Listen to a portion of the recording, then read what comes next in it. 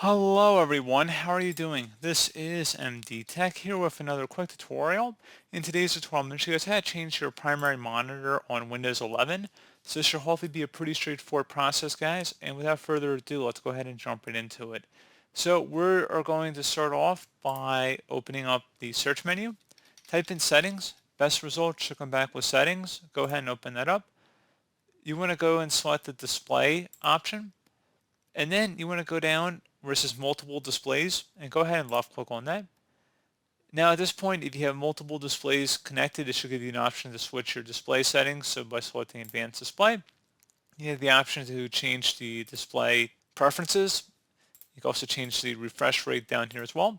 If you go back, you can also go ahead and if we go back down to multiple displays, you can go ahead and detect additional displays if you've hooked them up, but they're not being recognized at the moment. So pretty straightforward process, guys, on how to do that.